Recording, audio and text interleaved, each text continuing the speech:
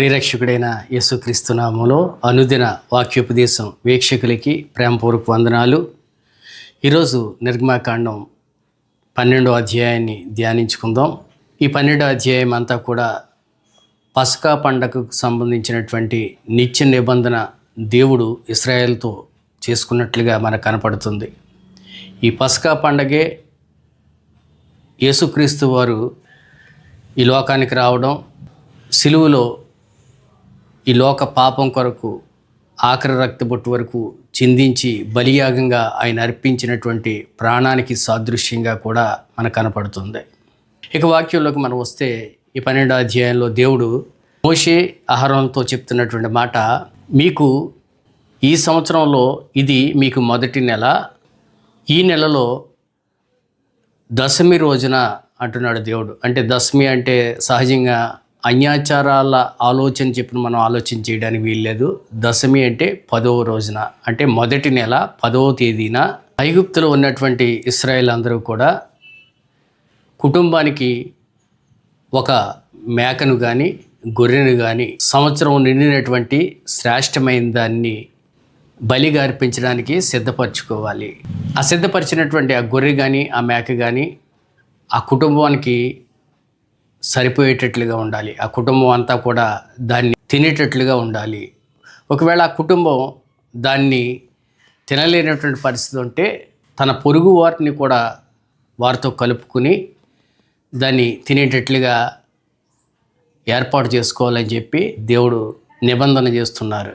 ఇశ్రాయేలు ఏర్పాటు చేసుకున్నటువంటి ఆ గొర్రెని కానీ మేకని కానీ 14వ రోజు వరకు కూడా, అంటే 10వ దినం మొదలుకొని 14వ దినం వరకు, అంటే 4 రోజులు వారి దగ్గర దాన్ని ఉంచుకొని దాన్ని వధించి దాని మాంసాన్ని కొంచెం తిని దాని రక్తాన్ని వారి ఇంటి గుమ్మాలు పై కమ్మికి అలాగే నిలువు కమ్ములకి దాన్ని పూయాలి. తర్వాత ఆ మాంసాన్ని అగ్ని చేత కాల్చి పొంగని రొట్టెలతో కలిపి దాన్ని తినాలి. చేదు కూరలతో దాన్ని తినాలి. అలాగే దాని తలని, దాని కాళ్ళని, దాని ఆంత్రాలను అగ్ని చేత కాల్చుకుని తినాలని చెప్పి దేవుడు సెలవిస్తున్నారు. దానిలో ఉడకంది ఏది తినకూడదు. దాన్ని ఆ రోజే పూర్తిగా తినేయాలి, ఆ మరుసటి రోజుకి ఉంచకూడదు అని చెప్పి దేవుడు సెలవిస్తున్నారు. ఒకవేళ ఆ రోజు తినగా మిగిలిపోయింది ఏదైనా ఉంటే దాన్ని అగ్ని చేత కాల్చివేయాలని చెప్పి దేవుడు చెప్తున్నటువంటి మాట. ఆహారం ఎలా తినాలో కూడా దేవుడు ఇశ్రాయేలుకి చెప్తున్నారు. వారు నడుము కట్టుకుని, కాళ్ళకి చెప్పులు తొడుక్కుని, చేత్తో కర్ర పట్టుకుని త్వరపడి దాన్ని తినాలి. ఇదే పస్కా బలి అని చెప్పి దేవుడు చెప్తున్నటువంటి మాట. కాబట్టి ఈ రాత్రే నేను ఐగుప్తుని సంహరిస్తాను. కాబట్టి ఈరోజు మీ జ్ఞాపకంగా ఉండిపోవాలి. మీ తరతరాలు కూడా దీన్ని ఒక పండగగా ఈరోజు జరుపుకోవాలి. ఇదే నిత్య నిబంధన పస్కా పండుగ అని చెప్పి దేవుడు సెలవిస్తున్నటువంటి మాట. ఈ పండగకి 7 దినాలు పులిని రొట్టెలు తినాలి, పొంగనటువంటి రొట్టెలు తినాలి. ఒకవేళ పులిసిన రొట్టెలు తినినా పొంగిన రొట్టెలు తిన్నా కూడా వారు ఇశ్రాయేల్లోంచి కొట్టివేయబడతారని చెప్పి దేవుడు చెప్తున్నారు. మొదటి దినం పరిశుద్ధ సంఘంగా, అలాగే 7వ దినం కూడా పరిశుద్ధ సంఘంగా మీరందరూ కూడుకోవాలి. మీరు ఏదైతే తినాలో దాన్ని సిద్ధపరచుకుని దాన్నే తినాలి అని చెప్పి దేవుడు చెప్తున్నారు. దేవుడు సెలవిచ్చినట్లుగా మొదటి నెల 14వ తారీఖు మొదలుకొని 21వ తారీఖు వరకు కూడా ఈ పండగ ఆచరించాలి. కాబట్టి మోషే అహరోనులు ఇశ్రాయేలు పెద్దలందరినీ పిలిపించి దేవుడు వారితో ఏదైతే చెప్పారో ఆ విషయం వారికి వివరించి, వారి మందల్లోంచి శ్రేష్టమైనటువంటి సంవత్సరం కలిగిన గొర్రెపిల్ల లేక మేకపిల్లని సిద్ధపరచుకోమని, ఈరోజే దాన్ని వధించి దాని రక్తాన్ని మీ గుమ్మపు కమ్మెలికి పోయండి. ఈ రాత్రంతా కూడా మీరెవరూ కూడా మీ కుటుంబాలు మీ ఇళ్లల్లోనే తలుపులు వేసుకుని ఉండాలి, బయటకు రావద్దు అని చెప్పి వారిని హెచ్చరిస్తున్నారు. దేవుడు సెలవిచ్చినట్లుగా మీరు మీ కుటుంబాలు తరతరాలు దీన్ని ఆచరించాలి.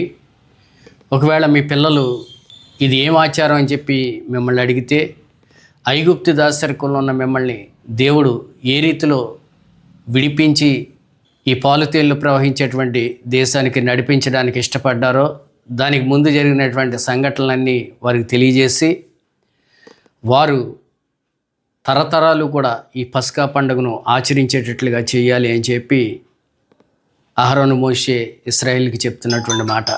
ఆ అర్ధరాత్రి జరిగిన సంఘటన ఏమిటంటే, సింహాసనం మీద కూర్చున్న ఫరో మొదలుకొని చెరసాల్లో ఉన్నటువంటి ఖైదీ వరకు కూడా వారి తొలిచూలి పిల్లలు, అలాగే వారి పశువుల్లో తొలిచూలి పిల్లలు హతం చేయబడ్డాయి.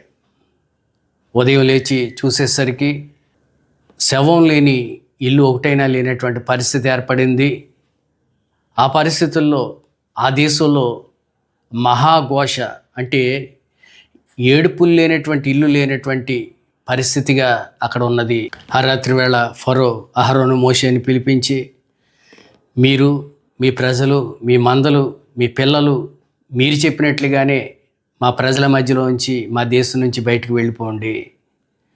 మా గురించి మీ దేవుడి దగ్గర విజ్ఞాపన చేయండి, అలాగే మీ దేవుడికి పండగలను మీరు చేసుకోండి అని చెప్పి ఫరో చెప్తున్నాడు. ఐగుప్తులందరూ కూడా ఇశ్రాయేల్ని త్వరపెడుతున్నారు. మీరు ఇక్కడే ఉంటే మేము కూడా చచ్చిపోతాం, మీరు త్వరగా ఇక్కడి నుంచి వెళ్ళిపోండి అని వారిని త్వరపెడుతూ ఉంటే, వారు త్వరగా దేవుడు సెలవు ఇచ్చినట్లుగా పులిని పిండిని సిద్ధపరచుకుని మూటల కింద కట్టుకుని, అలాగే దేవుడు సెలవు ఇచ్చినట్లుగా తమ పొరుగు వారందరి దగ్గర కూడా ఉన్నటువంటి బంగారాలు ప్రజలందరూ ఎరువు తెచ్చుకున్నట్లుగా ఆ ఎరువు ఇవ్వడానికి ఐగుప్తుల మనసుని దేవుడు సానుకూలపరిచినట్లుగా, కాబట్టి ఆ దేశంలో ఉన్నటువంటి బంగారం అంతా కూడా ఇశ్రాయేలు దోచుకున్నట్లుగా వాక్యాధారంగా మనకు కనపడుతుంది. అప్పుడు ఇశ్రాయేలు రామసేను నుంచి సుక్కోతుకు బయలుదేరి ప్రయాణమయ్యారు. ఆ ప్రయాణానికి కావాల్సినటువంటివన్నీ కూడా వారు సిద్ధపరచుకున్నారు. అక్కడ ఉన్నటువంటి ఇశ్రాయేల్ అందరూ కూడా పిల్లలు, స్త్రీలు కాకుండా 6 లక్షల మంది కాల్బలం అక్కడి నుంచి బయలుదేరినట్లుగా వాక్యాధారంగా మనకు కనపడుతుంది. వాళ్ళు కలిగినటువంటి పశువుల మందలు, ఒంటెలు, గొర్రెలు, గుర్రాలు సమస్తం కూడా వారితో పాటు తీసుకువెళ్తున్నారు.